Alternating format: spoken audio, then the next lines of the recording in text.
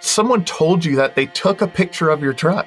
Like I look at where we are and I'm like, oh my God, we are everywhere.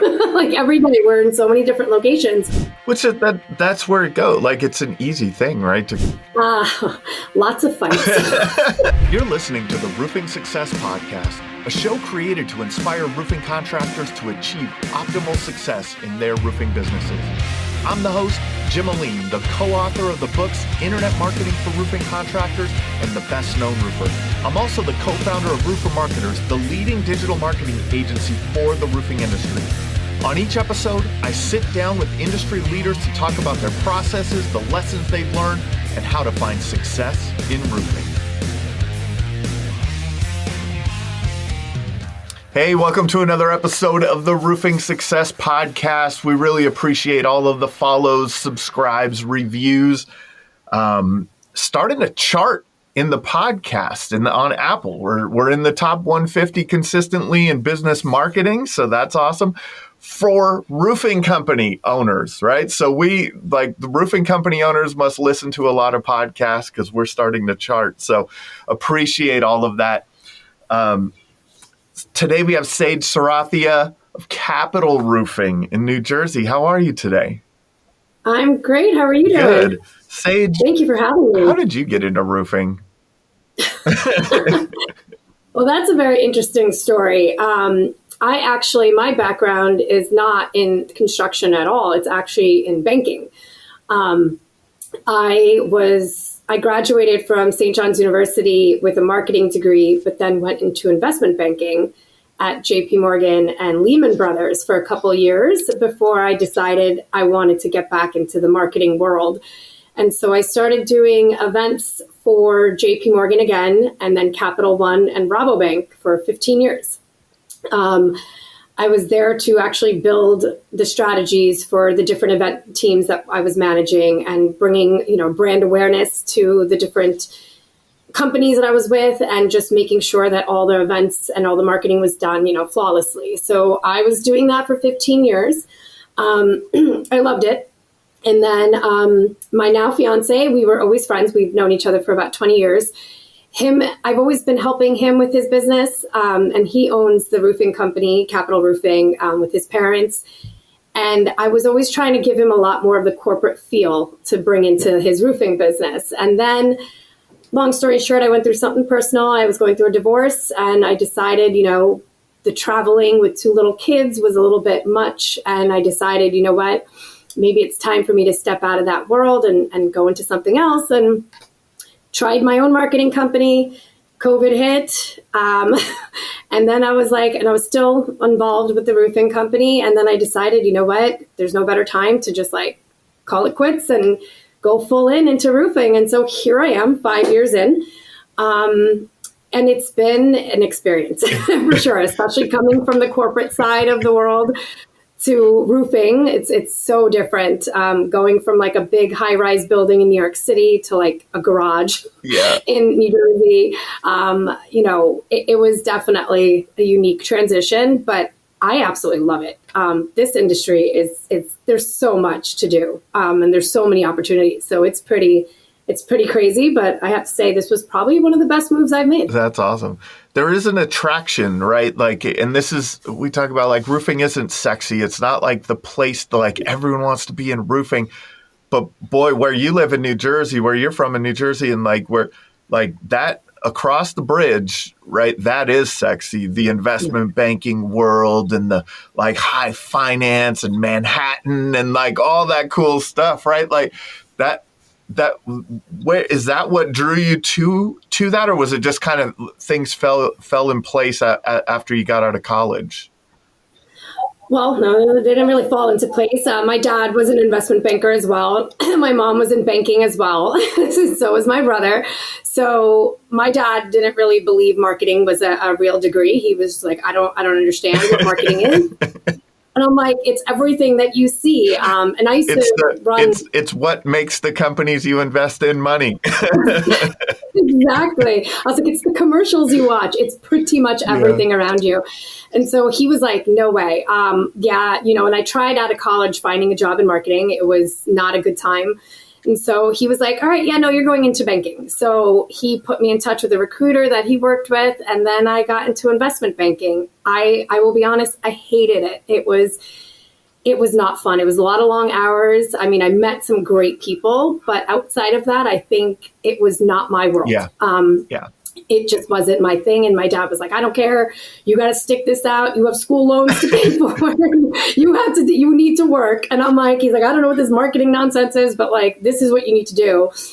And then I just, after like 3 years of that, I couldn't continue. And then luckily, because I was at companies like JP Morgan and Lehman, I was able to get my foot in the door at JP Morgan in the different group in the company to do events. And so I started off with no experience there, and it was a great experience. I learned a lot through my years. And then I got, I was 6 years at JP Morgan doing events, and we were doing international events. We were all over the place. And the amount of detail that goes, which is what's always so funny to me, because people are like, oh, you're a party planner. No, like events are not like, these things that you see, all these trade shows, all these different conferences, these VIP events where all the Jamie Dimons of the world come to. I was managing those. And so it was a lot of detail and late nights, lots of travel. I mean, it was great, but it was, I think the knowledge I got from it was probably the best part of it, because I learned strategy. I learned how to be very meticulous to detail. And so, those things were easily transferable, especially in this industry. Let's talk about that a little bit. What were some of those transferable skills? Because my goodness, I speak at a lot of events. I've been a part of events for a couple of decades now. Some events I wasn't the planner by any means, but I was involved enough to be part of what was going on, and mastermind groups and things like that. So I've been what I call it is behind the curtain, right? Like when there's the people attending, and then there's behind the curtain, and there's the behind the curtain's usually a mess. Yeah, but that's when you got to keep your face completely calm, and everyone knows that, there's a fire behind you, but nobody needs to know what's going on. So my goodness, there's a lot to that. There's a lot what you had said, like the planning, the organization. This person has to be standing in this spot at this time to go on stage to speak next, and the mic has to be perfect, and the food has to be prepared and ready for that. That's a lot. It definitely is. I will say I used to work insane hours to keep up with all of this. Like, we had such detailed run of shows that I would put together so that every single person would be on the same page. From my AV guys, we would have a whole run through the day before, making sure I would pretend to be the executive. So then that way, making sure everything works well, the presentation's loading, the food with the hotel, the venue. It's funny because I'm actually getting married in 2 weeks, and I'm putting together the run of show now, and everyone's like, oh my God, this is so detailed. It's literally down to the minute by minute. And I'm like, yes, this is just what works for me. And I need this because this is what keeps everyone on the same page. Everyone knows where they're going. There's no question. There's no, well, what about this? No. I covered it all. Yeah. I got it all. So to me, that seems like you're naturally very operational. Maybe I think of marketing people the more creative. I'm all over the place, right? I need people to rein me in because I'm all over the place on things. I'm not that systematized, organized person. Yeah.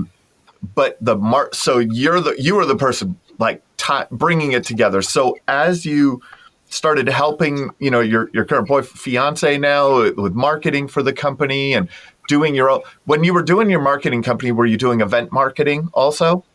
Yeah. Yes, I actually worked on a startup in New York City called Luminary. Okay. It's a co-working space for women. And I helped start that up and basically put together their entire strategy, their events, pricing, all of it. So I did more of the event side, but I also did a lot of social. Yep. For them as well. And I did that actually for Capital Roofing as well. He was my friend at that point, but him and we actually put together the entire website for his company. Got it. So we built that from scratch, not knowing really anything. I'm a more hands-on person. For me to learn, I need to be hands-on. Yeah. And so even if it's building a website, not knowing how to do it, I will figure it out. I just got to get in it and play with it, and I'm good to go. And so, yeah, events has been the main source, but the marketing is always there, right? I mean, like, you got to market your events, you got to market, everything leading up to it. So communications and all that. Even at the event, I think people think of marketing as like promoting your product, right? Like, but that promotion doesn't end to me when someone shows up at your event or signs your contract to install their new roof, right? Like, the marketing continues all the way through. Like, there is marketing that's happening at the event, right? Like, the food that's being served, the way the room looks, like, all of those things are part of the marketing, and it's part of your presentation. So, or presentation of the brand in a roofing business, right? It's all the way through. As you started, you're starting to help with marketing at Capital, and you kind of getting things going. How did your role grow? Well, once I got fully invested and I was, 100% all into the company, I ended up taking on basically the entire office operation.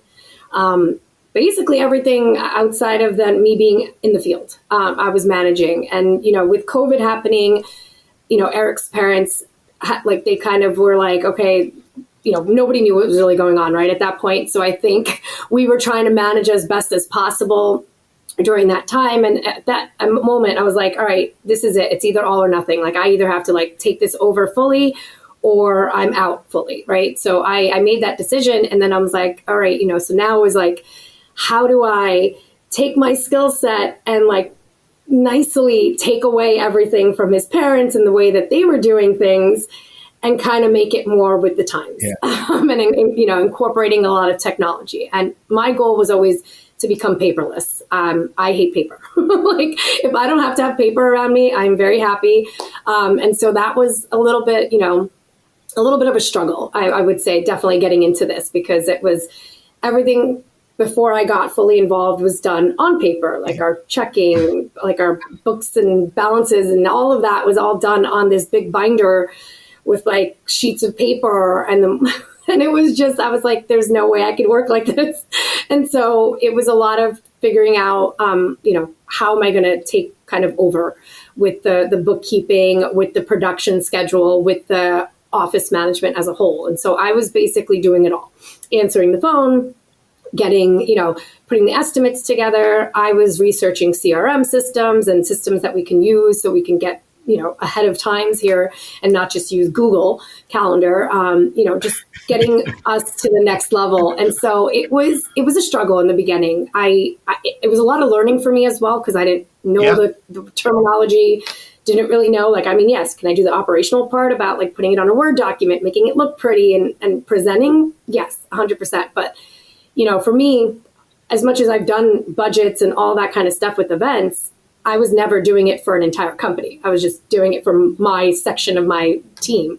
And so it's a lot different when you're managing a $5 million company from all of it, all cost, everything, insurance, you don't realize that so many things go into this. For sure. So it was a whirlwind in the beginning. I think now I'm obviously way more comfortable. We've implemented so much since I've come on board. We've gone paperless, thank God. Everything is done online. We have an amazing CRM system that we use. We've, signed up to make our proposals look better, the whole customer experience, which is a very big thing for me. Experience and all together is always a big thing for me. I always, even with my events, even with roofing, I always say, I want to know what is that customer experience from start to finish. So for me, it's what does the customer feel when they call in, to the email communications, to the proposal, to answering the questions, to being able to, make sure from start to finish that they get the experience that they want with us. For sure. Let's go back to what, you run it, you step in the office, there's a pile of paper. there's stuff all over the place. You're like, oh my goodness, how am I going to get this in order? How am I going to digitize this? That's the first thing, because, there is technology now, right? to be able to automate a lot of these things, and you don't need the paper anymore. But people get stuck in the way they do things, right? There's a resistance to change always, like, oh, this is working. Why should we change it? What was kind of the first thing that you're like, we have to change this? Bookkeeping. That was, I think, a big pain point. Because again, everything was done on paper. You miss one thing, like that just screws you all up, right? I mean, you could miswrite one thing and then you don't even know because you have nowhere to go back to and look. And so I think for that, that was the first thing I kind of went all in on, making sure that our books were done correctly. Even though I went to a spreadsheet, it was still a spreadsheet, which was a lot better. Yeah. We were able to categorize everything, not just like put in like, okay, this is for so-and-so, this is, so then what was ending up happening prior to me getting involved, at the end of the year when it was tax season, it would literally be like taking out this binder and all these sheets and figuring out month by month what was what and what is what. And then we're plugging it into a spreadsheet. And I'm like, I can't do this. I was like, I can't do this. And so, I think now that like, that was like my first main thing. Once I got that on the spreadsheet, I was able to get access to, all of our accounts online, not have to go and wait for the statement or anything like that. I was doing everything basically online. And so it was just so much easier once we transferred. What were some of the big things that stood out to you learning the bookkeeping process and the flow of cash in roofing? There's so much that goes in and out constantly. It's insane. Like, I'm like, oh, look at the bank accounts, like got so-and-so amount. And you get really excited. And then like literally the next day, it's like, nope, it's all gone because, the materials, the labor, everything that you're paying out, the insurances, oh my God, like it's insane. Our monthly operating costs I couldn't believe it when I actually added everything up and looked at it. I was like, oh my God, we're at like $150,000 a month. And I'm like, what the hell? I was like, that's insane. And that's just our fixed costs. Like, we're not even talking, all the other things like materials and subs and, all that kind of stuff. So it was an experience seeing all that because again, with events, it's very different. You go and you have your budget and you're working against just that one budget for that one event. And it's like, okay, yeah, you got your hotel cost, you got your food cost, you got AV, things like that. But it's not so much in and out like it is here. Yeah. Like this is day to day, in and out, in and out. Like I'm getting checks and I'm paying out. Yeah. Like I get payments and then it's like, oh, well, it's gone now because I got to pay X, Y, and Z for the materials. So it was a lot of wow. So what lessons have you learned over the years now with that flow of funds? That you have to be super meticulous to knowing where your money's going.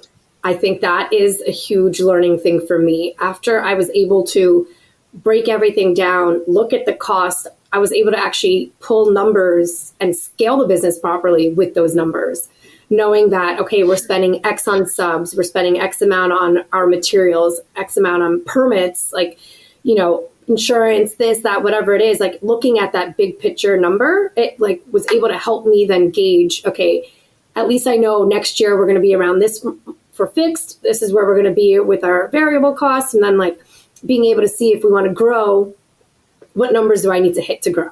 And so I think numbers is everything, everything. And it's funny, I actually joined Breakthrough Academy, which has been an amazing system and program to get involved in to help, because I think for me, I knew enough to be dangerous, but not enough. Yeah. And so having that program and, having them break out everything and showing you step by step, like how things need to be done for you to scale your business, how to hold your team accountable, which I think, we still kind of struggle with, all that kind of stuff was really great to learn. And so for me, I'm always on webinars. Like every week, I'm at least on like 3 or 4 webinars that I'm learning, because I think that's another big thing for me, for especially being in this industry. Like you have to constantly be on top of it. You have to know everything that's going on. You got to read all those emails that come out from like roofing contractor, like anything. You just got to know what's going on in the industry and just keep up to date, because that's the only way you're going to progress. Yeah, there's a lot there, and there's always another level to things. Things change, but then there's also different levels as the business is growing. all of a sudden there's a new problem that arises that wasn't a problem before. And, but like there are things like, so, but kind of back to the bookkeeping, it's like, there's places that contractors can lose money if they lose sight, right? Is where I think a lot of those things are. And it's in those details, how you're saying, well, my fixed cost is this. It's way too easy when the bank account is it looks good, right? And it's like, oh, we're doing awesome. But you might not be, right? Like getting to those numbers like is super, super important. You'd mentioned a few, right? But like you have your fixed cost and variable costs, right? You have your fixed office costs. What numbers are you looking at now to help grow? Like which ones are you focused on as you're looking at growth? I would say more so the money that we're spending, where that is exactly going and how we're like, we're making sure that like the materials that we're buying we're not overbuying or underbuying, and we're not doing things at the last minute where it's like, okay, now because we're doing it at the last minute, we have to pay extra. Like I'm trying really hard for us to, one, just make sure that, the cost that we're not just buying to have and then like we're actually buying because we're using it, and which we've gotten better with. I think, another area I would love to see us get much better in is just, we do a lot of bulk buying, right? Like you buy to stock up, but then it's like, all right, but then we have all these jobs and we're just scheduling and we're just taking. And then it's like, well, wait a second, like how much of it went to this job? How much went to this job? And that's an area where I'm definitely focusing a lot more on now, because I think that just helps gauge, okay, well, we know that we need to hit this number and we need to make an X amount of profit. So like we can't be spending $20,000 on the materials when we allocated technically 15, then that takes that away from our profit. And so looking at those details, it's been like eye-opening. And it's a struggle. Yeah. It's still a lot. And if you're buying in bulk and they could just come to the shop and pick it up or whatever, right? Like you don't have as much transparency into that process, maybe. Exactly. Yeah. Exactly.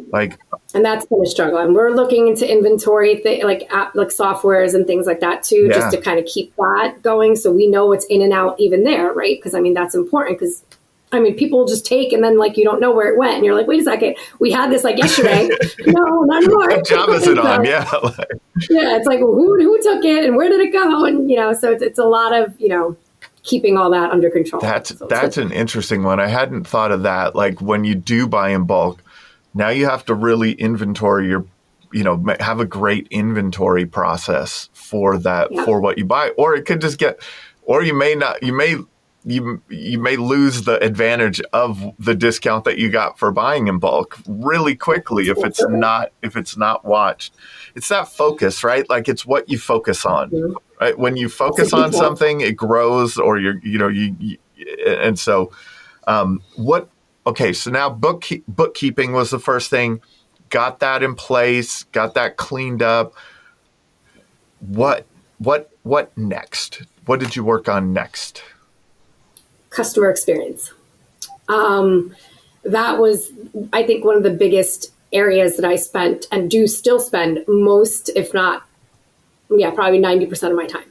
And the reason I do that is because we've built an amazing reputation in our market. We've been around. The name Capital Roofing has been around for over 100 years. My future in-laws bought this in the 80s. They grew it in so there's an area in New Jersey, northern New Jersey, called Hudson County, which is right outside of Manhattan. We've pretty much taken over that market. Everyone knows our trucks. Everyone sees our trucks. Everyone sees us, and everything's so tight there. So everyone knows who we are. And because of that, our reputation has preceded that. We've been able to not do a lot of marketing and still get a lot of leads. And it's all been word of mouth, which has been amazing. But with that, also comes making sure that experience is the best that they're having. I think prior to me getting fully involved, it fell a lot on Eric, who's my fiancé. He ended up having to take on a lot of that brunt. And customers were emailing, not getting updates fast enough. because again, he was like doing it all on his own. I mean, they had some help, but the help that he had just wasn't there. I don't think they weren't motivated enough or passionate enough to make that their full time or putting in that dedicated time into it. And so they just did their job basically and not go above, which to me, that's a pet peeve of mine. Like, if you're going to do your job, you better do it and do it well and then go above. And so, so for me, that was like the biggest thing. As soon as like after bookkeeping, I was like, all right, now we got to focus on this. And so implementing a CRM system, I think, was big because I think that helps you just stay super organized. We use Job Progress, which is now taken over by Leap.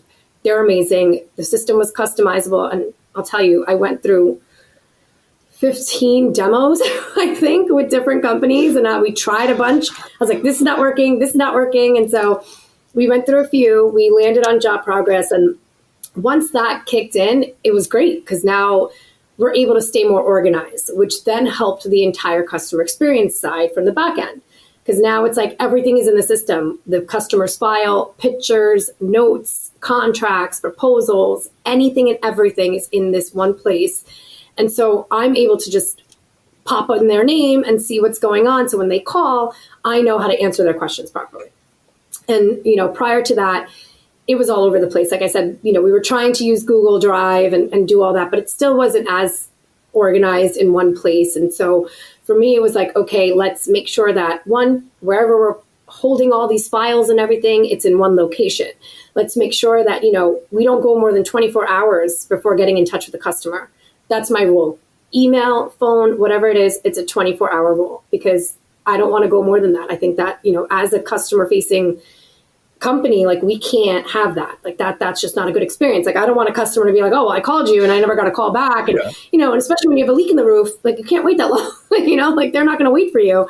And so for me, it was just making sure that, we got in touch with the customers right away. I took a lot off of Eric's plate as well, because I was like, you need to stop. You need to stop being in the day-to-day.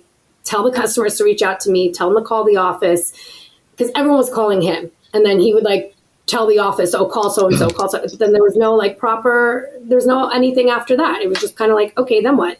Right. And so I put in the proper procedures on how it should be, again, from start to finish.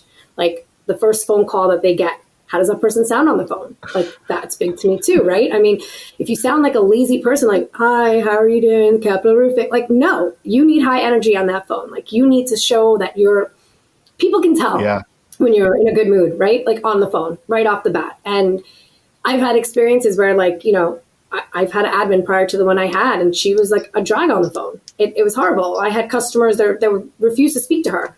And they're like, no, we just want to talk to Sage. I'm like, and then they'll tell me, they'll be like, I'm so sorry to say this, but the admin that you have, she sounds like she's miserable. I'm like, oh, okay. That's horrible feedback to get, right? And so I think for me, it's like that. What is that experience? Like, how is the energy going to be? The energy is big for me. So from the second they call in, I need to make sure that they're happy with that experience, as is. When Eric goes out on appointments and to different locations, all the customers always say, they're like, whoever you have in your office is the most professional person I've ever dealt with. And again, that, having a corporate background, that also helps a lot. And so utilizing that and communicating, and it's always the biggest thing for me, making sure we're constantly in communication with our customers, making sure they're aware of what's going on, us on the back end know what's going on, so that we're all on the same page and we just don't look like a bunch of idiots. And that's, I hate that part. So I want to make sure that we look good. I think it's hard a lot for owners, for Eric, probably it's like everyone just calls you, right? For a lot of things. And it's a challenge in so many businesses where they take it and they take the problem and then they try to solve the problem instead of letting the team solve the problem or the processes solve the problem. How have those challenges been? How have you been able to, get that stuff off of the ownership plate, off of him and his parents' plate and be like, no, trust the process over here because, and look how good it is, right? Lots of fights. It was a struggle in the beginning. I think because he was so used to doing everything on his own. His parents are retired. They've kind of pretty much retired once COVID hit fully. But prior to that, it was like he was doing all of it. Like everything fell on his plate. His parents would definitely help out, and his mom was definitely handling the office stuff. But like a lot of the customer stuff fell on him. And so when I got involved and I pushed all this, and people call, and he'll just be like, "Okay, I got to get to this place. I got to get to," and I'm like, "No, stop." I was like, tell them to call the office. I can't do that. Why? Like it was always like, why not? Yeah. Like that's how it works. Like you don't just call Target up and say, "Hey, like I have a problem." Like, no, they're going to make you call like their main number to deal with their customer service. Right. So it's the same thing. And so it was it was a struggle in the beginning. You can't call Jeff Bezos because your package is late. Right. Exactly. So, that's why I said, I'm like, have them call the office or give me the information. We'll call and we'll take in the information, but don't tell people you're going to go somewhere when you don't even know your schedule. Because like, again, the office makes your schedule. Like you can't say you're going to go in like one area of the town when you're on the complete opposite side of the other town. And like, it doesn't jive with your schedule. And then you're driving around wasting more time.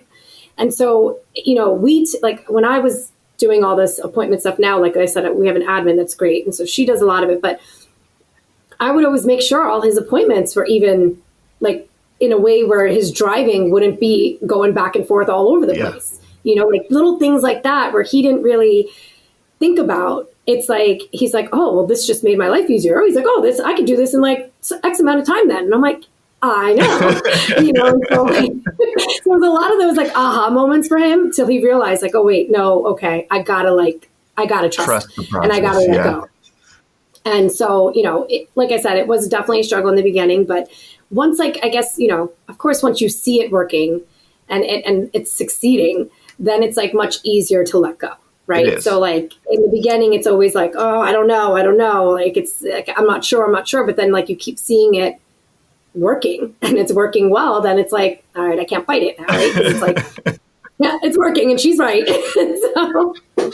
and so like that was, so it was a struggle. But like I said, we got through it and we're in a much better place now with all of that. I think that's his like first gut reaction now when people call him. They're like, "Oh, can you just call the office or text me the information and I'll have my office call you."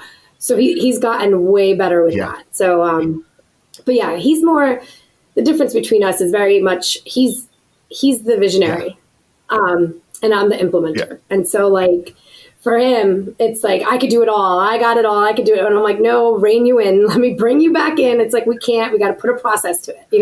I'm all about the process. And he's all about like, let's just create. And I'm like, no, process. So what is your process for creating process? That's a good question. I'm a coming from the corporate world, very much into like the PowerPoints and the Word documents and the Excel spreadsheets and all that, because that's just what's always worked. I mean, for me, I created our training documents on PowerPoint. I put the steps in with screenshots and everything, just even using our system, how to use job progress. Like I created manual taking screenshots and here's what you click to get here. So I'm very like, again, detailed with how that all plays out. And so I can't tell you, I have like so many training documents put together. I have so many standard operating procedures on Word documents put together. I mean, that's pretty much how I do it. And like I said, with Breakthrough, it's been easier because they have a lot of stuff, which is so nice, that's built out.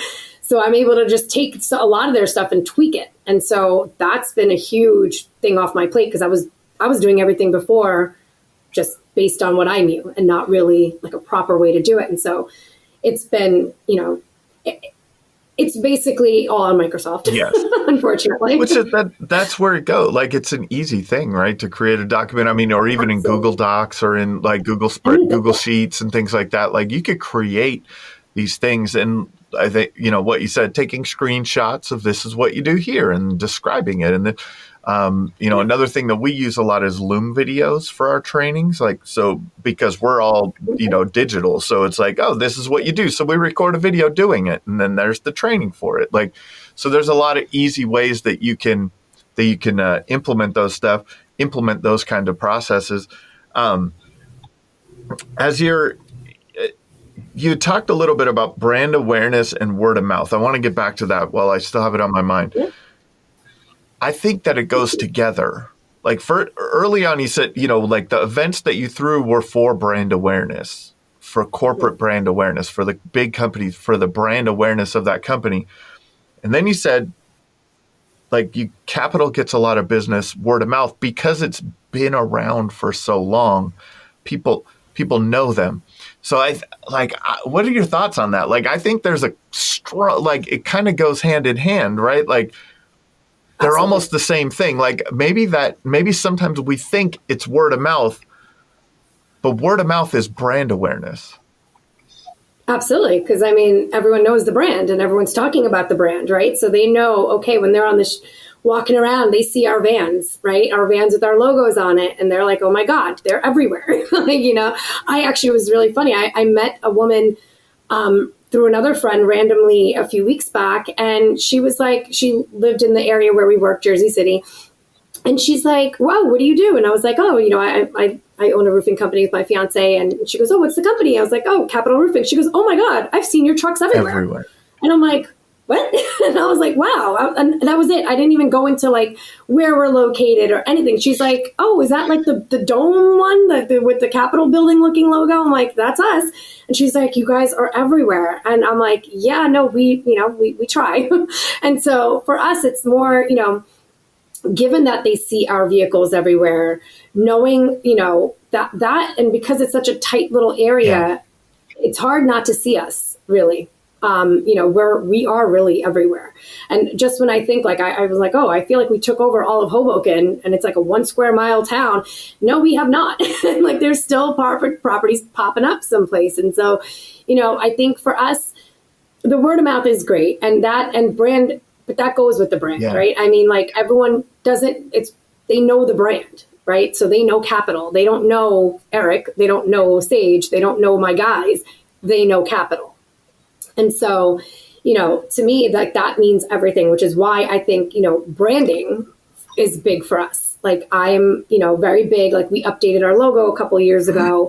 I made sure, all of our documents, our emails, our trucks, like we didn't wrap our trucks, which that's still a debate going back and forth, but like, but the logo has to be on it, right? Like that needs to be there. I can't tell you how many people have called in the office to be like, oh, we saw your truck and grabbed the number from the truck.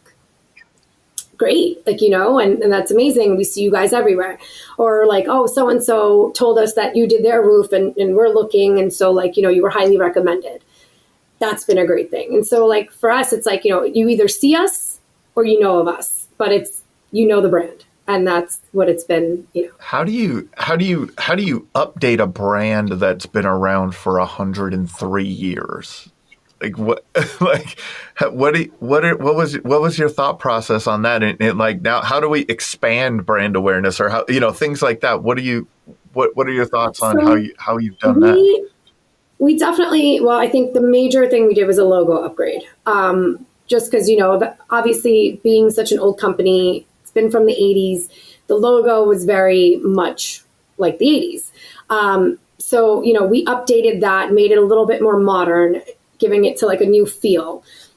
Our website, like our website was very like what websites used to be way back in the day. And, like it was great. And we got the website going, but then it's like, all right, it looks kind of old now, like we need to revamp that. And so, we worked on revamping our entire website. So I think like between that and also just, showing up with your logo anywhere and everywhere, I think is huge because, like everyone knows Target's logo, like that circle, like that you're not getting away from there, like Amazon, everyone knows Amazon, everyone knows a little smiley face on the bottom. Like those are like the things that I want people to remember. And so creating that like unique logo, like everyone says, they're like, oh, the Capitol Dome. And I'm like, well, yes, that's a part of our logo, so it's like, for me, it's just keeping up with the times with all of that, right? Like, I mean, the website can't look like a drag. The logo can't look like a drag. Like our branded like items that we wear can't look like a drag. Like all those things need to just be kept up to date. and fresh. Like, that's what I always say. I'm like, we got to look fresh. We can't look outdated. We got to look fresh. Yeah. And that's, I mean, you can look at it. It's a weird thing. So I don't know what I have 8-year-old twin boys, and one of them is very like, he's drawn to, I don't know, the artistic side of things. Right. And so logos or something that he like from our brand logos. I think he got it from me having our branded stuff on all the time, all day long. And, but we're like, we watch football, and like, we'll watch football on Sunday, and he'll be like, what was their old logo? Like, and he's always asking, and you'll always see this, like, you could take any NFL team, right? So you could do like, I know you guys are in Jersey, so the Jets or something, right? And like, you could say the Giants or Jets out there, and you could say logos, and you'll see this progression of what, into these more modern things, and it is, things have to be refreshed. Right. So maybe you started your company, and like everyone else, you have the outline of the roof with your name inside of it. Right. Like that's kind of the standard roofing logo, right? Like, so it's the clip art roof with the name inside of it. There are opportunities for you to make that more memorable, and the more memorable it is, the more people become aware of it. I've had one of the gentlemen I've had on the podcast from Planet Roof, Travis, they did a refresh from a complete rebrand from, their initials roofing, the founder initials roofing to Planet Roof, and this cool, like, little kind of graphic, like, what do they call it? Like a little person that, like, there's like an animated logo with like a character and like all these different things. And I remember him saying, like, he went, like, all of a sudden they had their trucks wrapped before, right? But all of a sudden, like, everyone's like, oh, I see your trucks everywhere. There's a difference, like, when it's memorable. So making things change, making it modern, making it, it's a big thing that companies can do, I think. Absolutely. 100%. I mean, for us too, like, we, being Capital Roofing, and it's like Capital, like with the Capital building, that was always a part of our logo. And when we were in the rebranding phase, that was the one thing I was like, I don't want that gone. Because that is the one that's the one area of our logo that's the memorable logo. Like, everyone knows, oh, we're the roofing company with the dome, with the Capitol dome, and you're like, yes, that's us. And so, like, that was when we were rebranding. There's certain things that you want to make sure that you stick to, and that was like that one thing that I was like, I know that if we do a full rebrand and change this, people are not going to know we're the same. But if we keep that Capitol building and just make it more modern, more fresher, people are still going to associate us with the same name and know that we're the same company. Yeah, you can see that in logos. Like, sometimes when we look at those team logos, there's like a major change, right? But those don't happen very often. Sometimes there's just super slight variations all the way through. The Coca-Cola logo, it evolves, but it just slightly evolves, right? So that there's still that recognition of it, just a refreshed look on it. That, I think that's a super important part of it. The other thing is time, right? Capital's been around for a long time, and I know a lot of people listening. You're probably not going to have 100-year-old roofing company, right?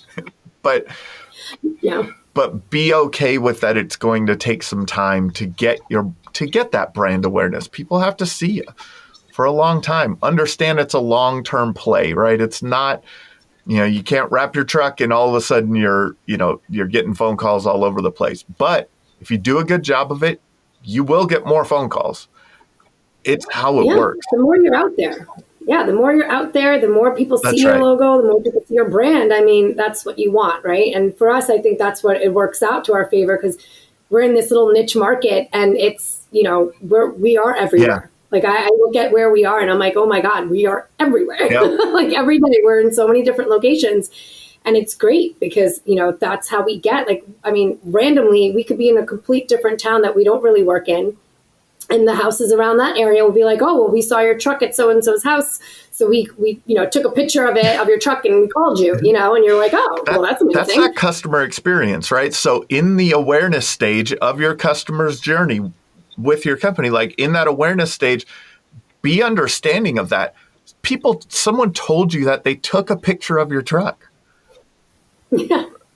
Yeah, I usually make a mark. I always ask when I speak to customers, that especially new customers, I always say, oh, how did you hear about us? I always love to know that. And, sometimes it's a referral. Sometimes it's just like and you'll be shocked how many times people are like, we saw your truck and we took a picture of the number. We Googled you. And I'm like, okay, great. And so, I always love to know that because I think it's very important, and I always make a note of it, like, oh, especially when it's a referral, but more so like, it's just good to have that knowledge to know like how our brand is working in our favor. Is it through referrals, which is, always the number one, the best way. But I'm like, but the fact that these people are finding our brand on the street and literally taking pictures of our van, that's just an amazing feeling, like they know they could trust us. They feel that trust already because they see us all around town. That's what it is. It's a difference in trust, right? Where if they've never heard of you, never saw you before, or if they've seen you around, and they may have taken that picture 4 months ago. It's the same thing that happens with like direct mail. Like people will put direct mail. No, you just take that postcard, you stick it in your junk drawer, and then sometime in the future you might time to call, right? Like it's a weird thing that people will start. And that's what is it? The most valuable real estate you can own is mental real estate, right? Is the way that I've heard it put so many times. It's like, you gotta own that. You have to own that. And it's 100% true, because especially like even going back to like that customer experience, like we started doing thank you notes. Yeah. So at the end of every job, like I will handwrite a note and put my business card in there and just be like, thank you for the opportunity, blah, blah, blah. And like, if you ever need us, please do not hesitate to contact. And here's my information. And you have it all, and it's the little things like that as well. Like it's just such tight, like it's funny. We're actually doing branded material. We're going to give out umbrellas to our customers. I mean, like, what better way to brand your roofing company than giving umbrellas when it's raining? So it's like perfect. I've never heard that one, and it's so obvious now that you say it. Like, why? I mean, think about it. You're walking around the street and you have a Capital Roofing umbrella, and everybody's like, "Oh shit, my roof's leaking." I'm sorry. And like, it's like, "Oh wait, I remember seeing X, Y, and Z people with the Capital Roofing umbrella." Yeah. It's like, oh. Clicks in your head and you're going to call, so. Yeah. There's so many fun things to do. One of the things and it was kind of funny because I was thinking about the exact same thing, is bringing it back to that customer experience, because you can have that brand, right? But then through the customer journey, you said that you guys are, you have your letterheads, you have your logos on a lot of things that you're using with the customers. Emails, if you're branding your, the signature in your email, all of these things are opportunities for branding, but it's also how you make them feel through that process. What are the things that you've implemented in that customer experience, in that customer journey after they've signed, right? Now they've signed, what are the things that you're making sure are happening there? You said 24-hour response times, things like that. Yeah, so I think a lot of it, like I said, is constant communication. Because, we are a well-known name, we do have a backlog. We have at least a 3 to 4 month backlog for full roof replacements, which is great. But, at that time, like customers tend to forget, and like people forget because so much time goes by. So I make it a point that, like every month, even if they're 3 to 4 months out, I just touch base with them to be like, hey, just reaching out to let you know, like you're on the schedule. Here's what we're approximate date looking at, but we're not 100% sure. If for any reason, you're experiencing any leaks or any issues on your roof, please let me know. I could send out my maintenance team to take care of any needs that you have. So it's that constant touch base. I don't like to go, especially because it is 3 to 4 months. Like sometimes it ends up being 6 months if we get delayed a lot. And so when there's no communication, I don't want these customers to feel like, oh, they forgot about us, right? That's the last thing I want. And so it's making sure that all these customers are aware that, hey, we still are thinking about you. You're still on our schedule. We have you. We got you. But, this is around the time frame we're looking at because the weather has just not worked in our favor or whatever it may be, right? Or if it's even just following up with like a couple things to confirm, like, okay, we have your job coming up in about a month. Just confirming, I attach the contract for your review, making sure that, all of the details are still there. And then we set up like, a pre-construction meeting as well. We have like Eric there, our foreman, like we make sure that we're constantly, in touch with our customers. We don't like to go too long, especially when they're waiting for that amount of time. And even if it's not, and if it's repair work, even that, we always send them the emails to let them know exactly when it's, scheduled, any delays, any updates to the job, any information the day before we send confirmation emails. Like, we're consistently touching base with our customers. And I think that's the most important part because you don't ever want them to feel like you forgot about them. Seriously, that's when I always say that's when you can't let customers think about things.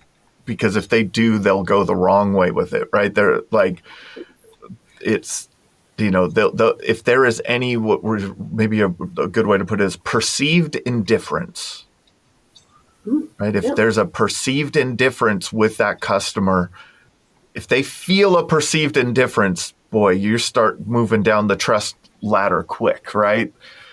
Yes, 100%. And that is the last thing I want. Trust is like the biggest thing that, I work on building with the customers. For sure. It's funny. I've actually been like therapist to some of our customers because their roof leaking is like the bane of their existence. And I understand that. Like, I get it because if that was me in those shoes, and that's what I always do, right? Like I put myself in the customer's shoes.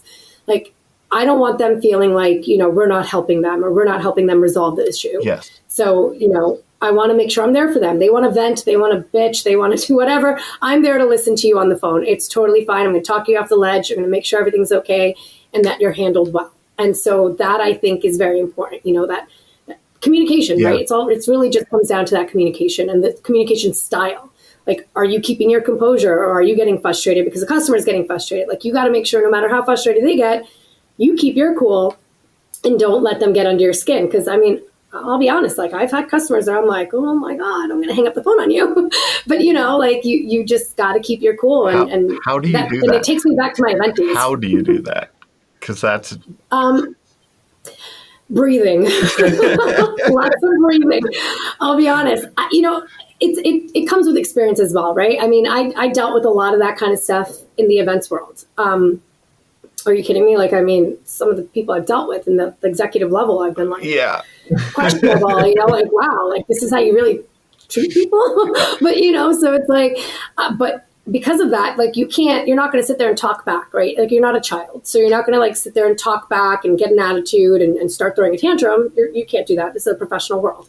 So you keep your cool, under your breath, you could say whatever you want when you're not there in front of them. But while you're there face to face on the phone, like you got to keep your cool and whatever you got to do to get that, it's fine. Take some deep breaths, just calm down and talk the right way. Because you could easily lose the customer by saying one wrong thing. That's right. My favorite thing is questions. I like questions when people are very irate. Like if you ask them enough questions to get to the root problem of why they're really frustrated with you, I've found that helps calm people down and gets them, like when they have to but also it's them getting to express. I think sometimes that's all they want to do is express their frustration, right? Yes, they want to vent. They want to vent and you let them vent. Yeah. Awesome. Yeah, absolutely. What do you think the greatest insight is in, coming from the corporate world, getting into capital and building it out up to where you guys have built it to? What's the greatest insight that you could share with our audience that's helped you guys find success in roofing? Keep learning. I think that would be my biggest thing. Keep looking into new ways to reinvent your company.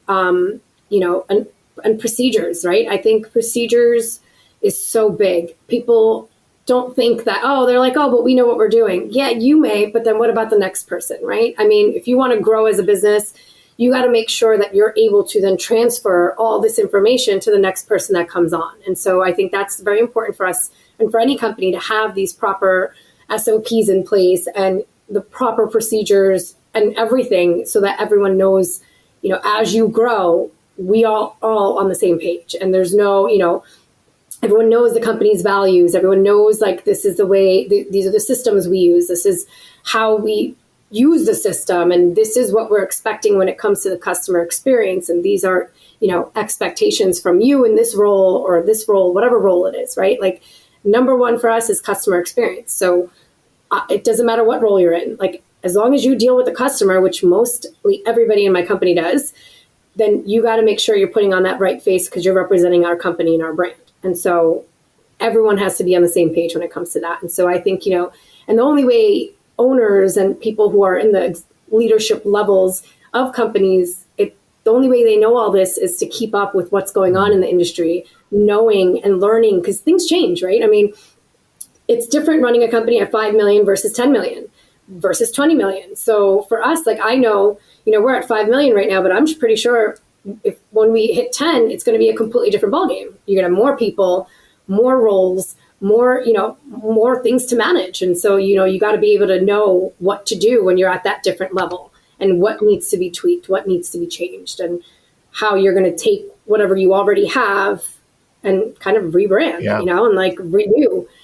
Maybe not fully, but at least a little bit, because obviously, like I said, things don't function at the same level at 5, 10, 20. Right? So you could just kind of keep up with that. Awesome. This has been another episode of the Roofing Success Podcast. If you would like to generate more revenue through your digital marketing efforts, please visit roofermarketers.com to get a copy of the book, The Best Known Roofer. Also, check the training section of the website for guides on everything from running effective pay-per-click ads to how to properly set up your Google My Business listing. Thanks for listening.